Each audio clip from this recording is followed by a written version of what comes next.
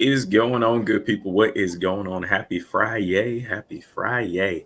Y'all, I am Lawrence Henderson, CEO of Boss Consulting, and I'm excited to be here with Patrina King of Golf Women Mean Business, talking about connecting the dots 2024. Y'all, as you can see the date, we're talking about March 28th, Executive Leadership Summit here in Atlanta, Georgia. I say here, but I'm in Miami.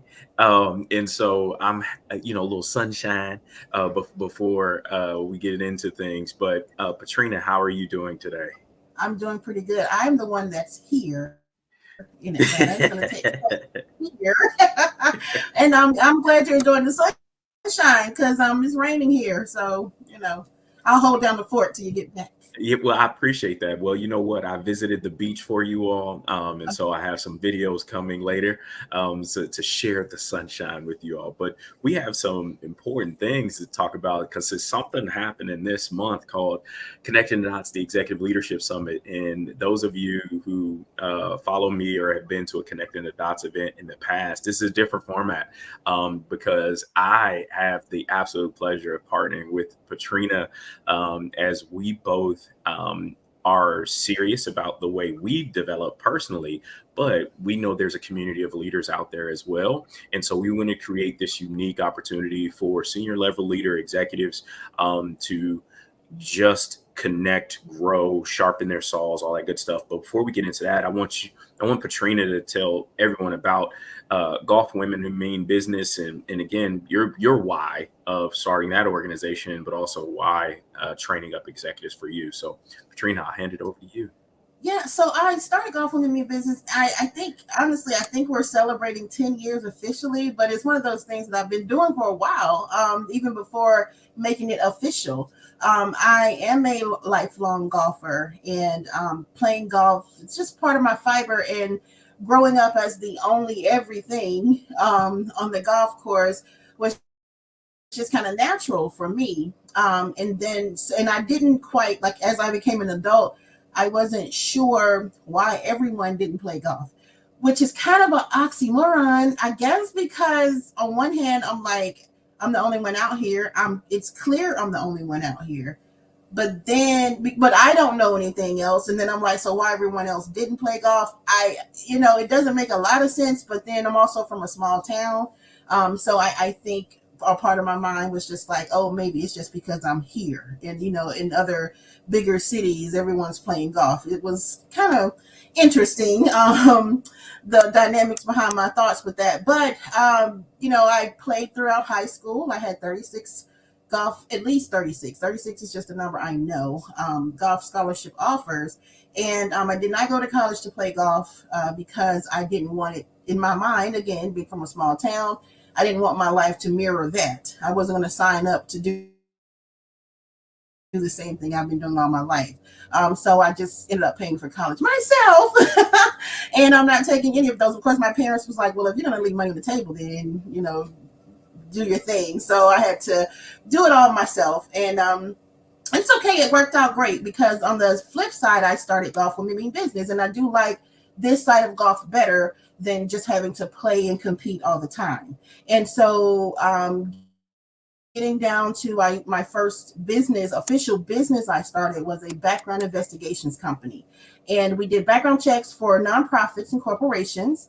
And I needed to get some clients. And I knew my decision makers hung out at the golf course. So we did that. I went out and I was doing my networking thing a little bit.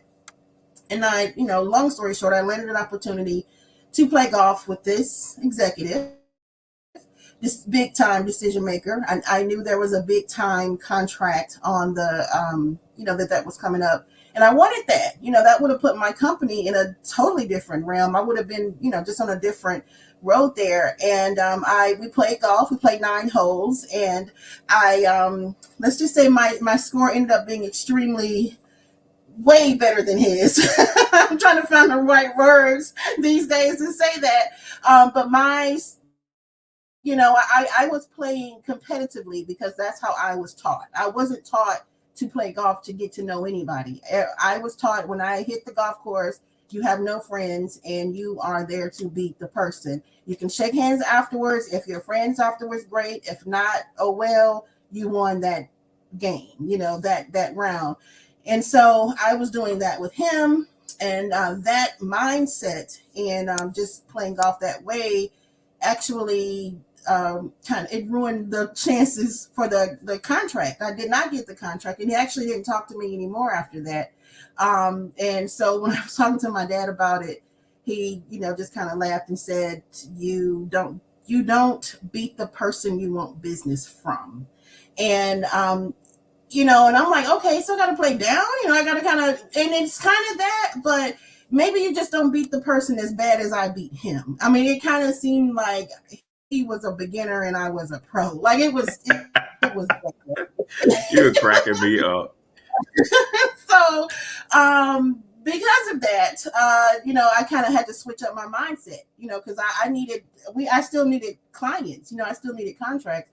And so that particular instant, that event, that whole thing there, it made me create Golf Women Mean Business, because I didn't want women. I do have a passion for professional women. Women, especially back then, we didn't necessarily always get the same opportunities, as they are today. And so I wanted to make sure the women didn't make the same mistakes, because getting to the golf course is already one barrier they had to cross. And then once you get to the golf course, what do you do on the golf course to make sure you don't blow the same opportunity like I did? So Mhm. Golf Women in Business was born from there. I love that. I love that. And it's funny. So as the leadership person, that leader who never spoke to you again after getting his butt whooped, he probably needed to be a part of this summit, He because definitely, yeah, yeah. because it's those kind of things, like, to know and to even think somebody needed to play down to you is serving whose ego. And for me, I think that's why I started connecting the dots, because in business, in the corporate space, being after coming out of the army as an army officer, my whole entire world was built around being able to collaborate, being able to team well with others, particularly other leaders, because at the end of the day, it's like, okay, I am of the there's not a scarcity mindset. Like, I don't have that button in my head that says if I share something with someone that I'm Yeah, going to lose out on anything. It's actually been the total opposite experience for me. correct. That being a resource, connecting with others, is only meant multiplication for us. And so my whole premise of connecting the dots was, look, get out of the way. Like, I couldn't stand when I first transitioned out, people who would broker or be the middle person between connections.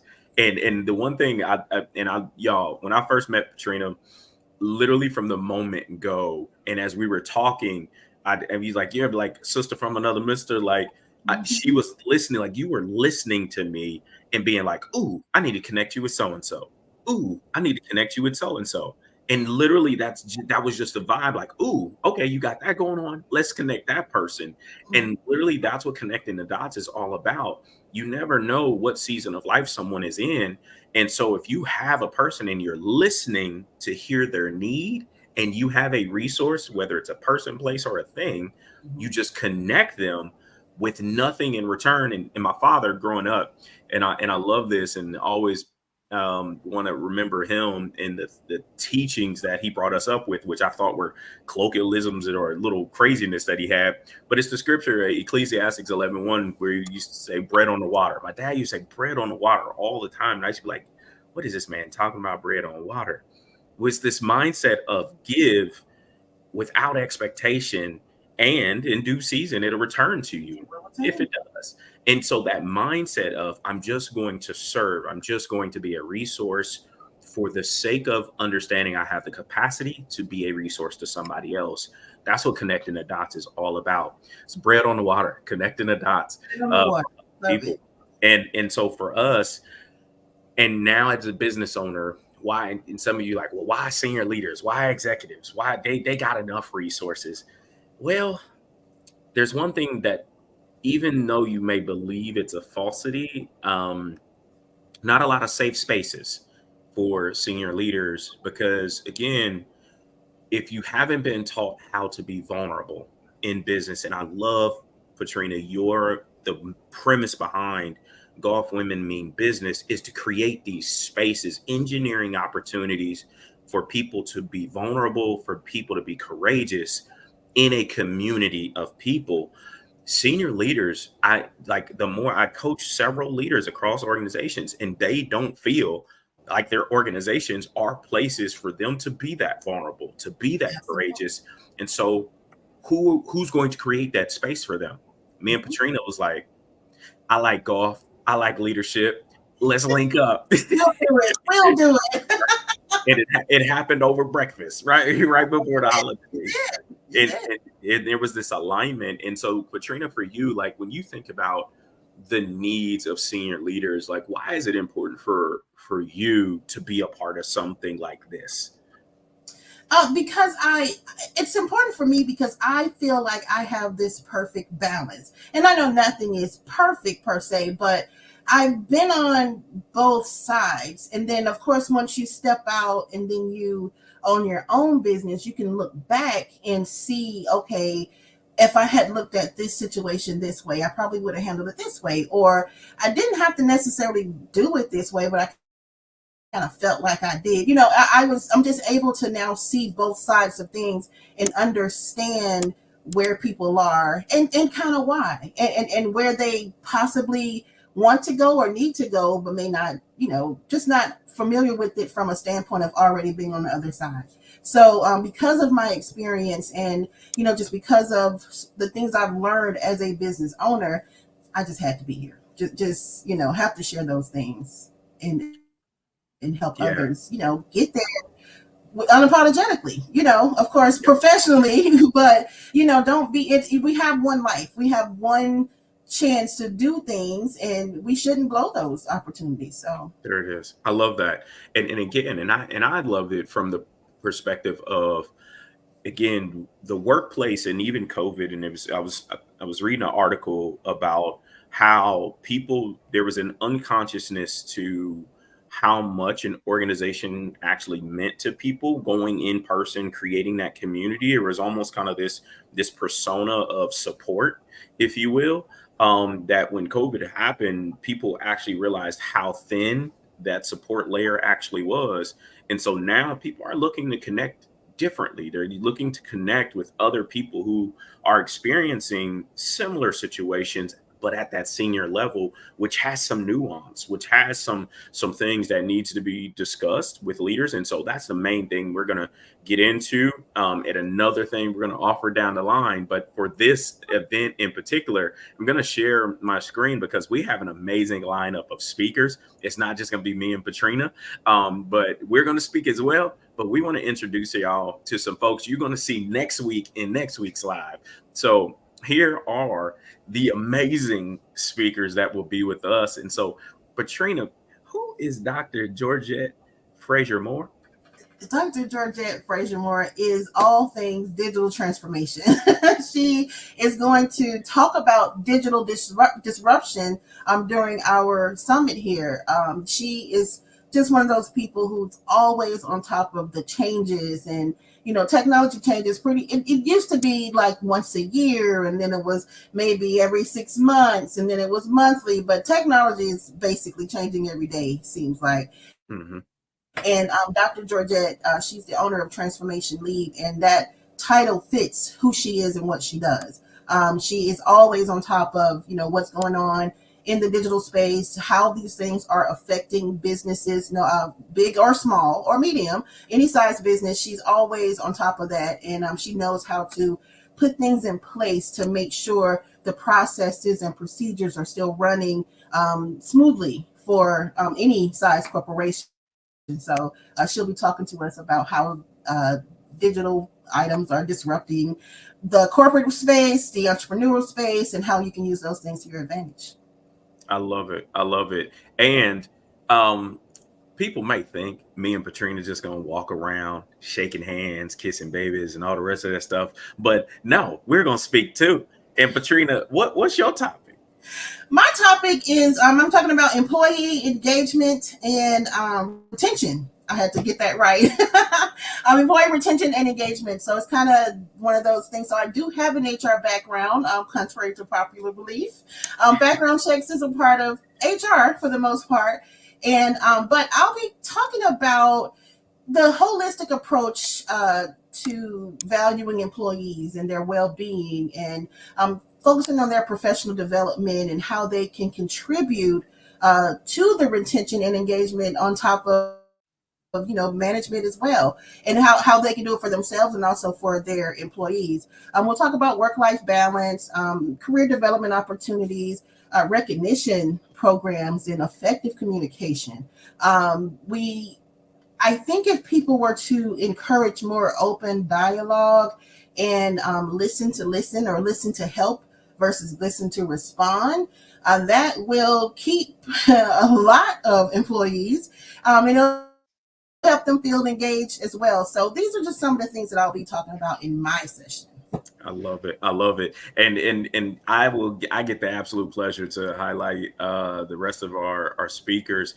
And I have the most amazing, energetic, activation voice, I believe, on the planet. Melissa D. White, who is going to be our MC for the event, just tying it all together. And anybody who knows Melissa D. White, you already know is going to be power. She's going to be able to weave the threads from session to session, and just bring that level of energy. But also affectionately known as Coach Mail, will be there, just dropping nuggets in between time. So excited to have Melissa here. But then also we have Kinston Henderson. That last name may look a little familiar. That's my brother. He's going to be coming in, and he is a global speaker on all things leadership, diversity, and inclusion. And so what does that mean at that senior leader level? What does it mean to not just focus on the surface metrics, but what does it mean to go deeper and begin to change behavior, is what he's going to dig into. And then we have Sarah Ray, who is the president of the Douglas Chamber, who is going to be talking about employee well-being.